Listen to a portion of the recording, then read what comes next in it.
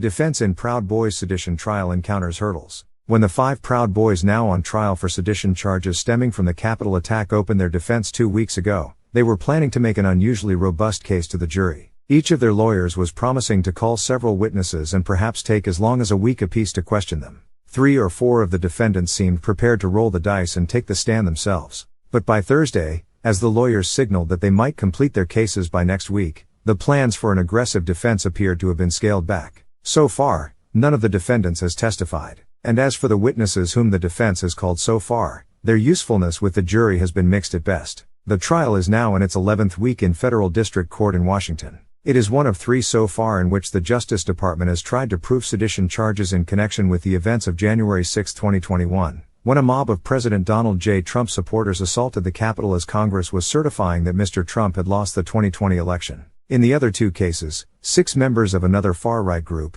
the Oath Keepers Militia, were convicted of sedition at separate trials in late November and early this year. It is unusual for defendants in a federal trial to mount a broad defense case. Their lawyers often prefer a more conservative approach, relying on cross-examining the prosecution's witnesses and hoping to point out inconsistencies or weaknesses in the evidence or simply to sow doubt. But coming into this trial, the lawyers for the 5 Proud Boys Enrique Tarrio, Ethan Nordian, Joseph Biggs, Zachary Rell and Dominic Pezzola seemed almost bullish. Some of them felt their clients would benefit from telling their stories directly to the jury despite the obvious risks of being cross-examined by prosecutors who had spent the better part of 2 years investigating them. Others issued subpoenas to an array of witnesses including several FBI informants in the group hoping they could rebut the government's central allegation that their clients had a plan in place to storm the Capitol on January 6 and forcefully disrupt the lawful transfer of presidential power. While many of the witnesses did insist under questioning by defense lawyers that they had never heard of a Proud Boys attack plan, most ran into problems on cross-examination by the prosecution. Again and again, prosecutors were able to show sometimes with the aid of rulings from Judge Timothy J. Kelly that the witnesses were more belligerent on, or in the run-up to, January 6 than they had first presented themselves or had otherwise shaded the truth about what happened that day. Judge Kelly also disallowed testimony from some witnesses the defense wanted to call and narrowed the scope of what others could say on the stand, compounding the defense's problems. Consider the case of Travis Nugent, a Proud Boy from the Pacific Northwest who marched with some of the defendants toward the Capitol but was never charged with a crime. Under questioning by the defense, Mr. Nugent testified that the Proud Boys had no plan for an attack that day and that he was a bit shocked when people including several members of the far-right group breached a barricade outside the Capitol. The riot felt spontaneous, he said, as if the mob had been led by a herd mentality. On cross-examination, however, Connor Mulrow, a prosecutor, showed Mr. Nugent some aggressive messages he had written in a Proud Boys internal group chat in the run-up to January 6. "Always go ready to fight," one of the messages read. "That's the world we live in."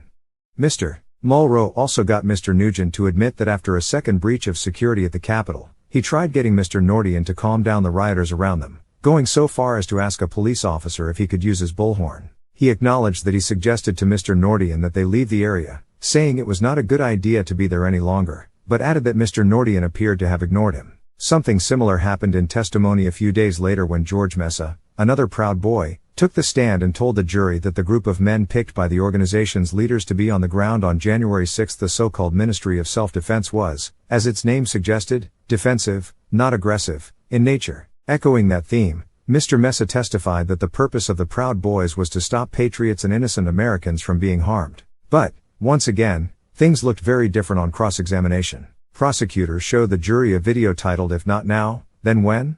that Mr. Mesa had made of himself inside his car a few days after the Capitol attack. In it, he expressed frustration with Mr. Trump's allies in the Republican Party who had seemed upset by the violence of the riot. When is violence justified according to Republicans? Mr. Mesa asked in the video, adding, "In my opinion, we didn't do enough." Mr. Mesa added under questioning from prosecutors that he still believed reasonable people could conclude that President Biden's electoral victory was the result of ballot box tampering during the pandemic and that those who entered the Capitol should still be held up as heroes. The storming of the Capitol, he proclaimed, was the most patriotic act committed in this country in the last 100 years.